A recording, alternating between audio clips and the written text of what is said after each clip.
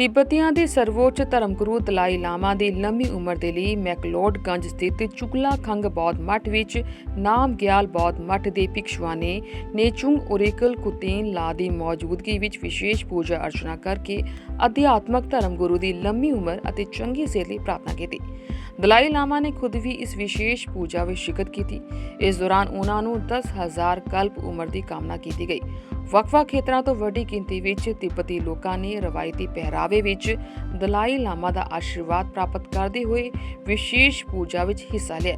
ਵਿਦੇਸ਼ੀ ਸੈਲਾਨੀਆਂ ਨੇ ਵੀ ਦਲਾਈ ਲਾਮਾ ਦੇ ਦਰਸ਼ਨ ਕੀਤੇ ਅਤੇ ਉਹਨਾਂ ਦੀ ਲੰਮੀ ਉਮਰ ਦੀ ਕਾਮਨਾ ਕੀਤੀ। ਲੰਮੀ ਉਮਰ ਦੀ ਕਾਮਨਾ ਕਰਨ ਤੋਂ ਬਾਅਦ ਦਲਾਈ ਲਾਮਾ ਨੇ ਵਿਸ਼ੇਸ਼ ਪੂਜਾ ਤੋਂ ਪ੍ਰਾਪਤ ਕੀਤੇ ਉਪਕਾਰ ਨੂੰ ਸਾਰੇ ਹੀ ਸ਼ਰਧਾਲੂਆਂ ਨੂੰ ਆਸ਼ੀਰਵਾਦ ਵਜੋਂ ਵੰਡਿਆ।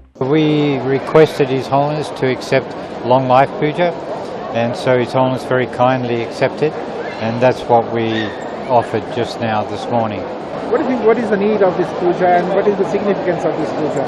I think the main thing is requesting His Holiness to live long, to have a very long life, and to continue teaching the Dharma.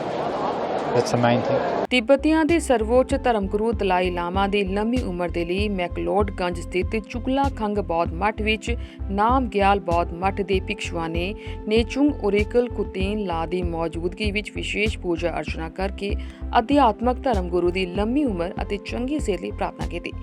ਦਲਾਈ ਲਾਮਾ ਨੇ ਖੁਦ ਵੀ ਇਸ ਵਿਸ਼ੇਸ਼ ਪੂਜਾ ਵਿੱਚ ਸ਼ਿਰਕਤ ਕੀਤੀ। ਇਸ ਦੌਰਾਨ ਉਹਨਾਂ ਨੂੰ 10,000 ਕਲਪ ਉਮਰ ਦੀ ਕਾਮਨਾ ਕੀਤੀ ਗਈ। ਵੱਖ-ਵੱਖ ਖੇਤਰਾਂ ਤੋਂ ਵੱਡੀ ਗਿਣਤੀ ਵਿੱਚ ਤਿੱਬਤੀ ਲੋਕਾਂ ਨੇ ਰਵਾਇਤੀ ਪਹਿਰਾਵੇ ਵਿੱਚ ਦਲਾਈ ਲਾਮਾ ਦਾ ਆਸ਼ੀਰਵਾਦ ਪ੍ਰਾਪਤ ਕਰਦੇ ਹੋਏ ਵਿਸ਼ੇਸ਼ ਪੂਜਾ ਵਿੱਚ ਹਿੱਸਾ ਲਿਆ। ਵਿਦੇਸ਼ੀ ਸੈਲਾਨੀਆਂ ਨੇ ਵੀ ਦਲਾਈ ਲਾਮਾ ਦੇ ਦਰਸ਼ਨ ਕੀਤੇ ਅਤੇ ਉਹਨਾਂ ਦੀ ਲੰਮੀ ਉਮਰ ਦੀ ਕਾਮਨਾ ਕੀਤੀ। ਲੰਮੀ ਉਮਰ ਦੀ ਕਾਮਨਾ ਕਰਨ ਤੋਂ ਬਾਅਦ ਦਲਾਈ ਲਾਮਾ ਨੇ ਵਿਸ਼ੇਸ਼ ਪੂਜਾ ਤੋਂ ਪ੍ਰਾਪਤ ਕੀਤੇ ਉਪਕਾਰ ਨੂੰ ਸਾਰੇ ਹੀ ਸ਼ਰਧਾਲੂਆਂ ਨੂੰ ਆਸ਼ੀਰਵਾਦ ਵਜੋਂ ਵੰਡਿਆ। We requested His Holiness to accept long life puja, and so His Holiness very kindly accepted, and that's what we offered just now this morning.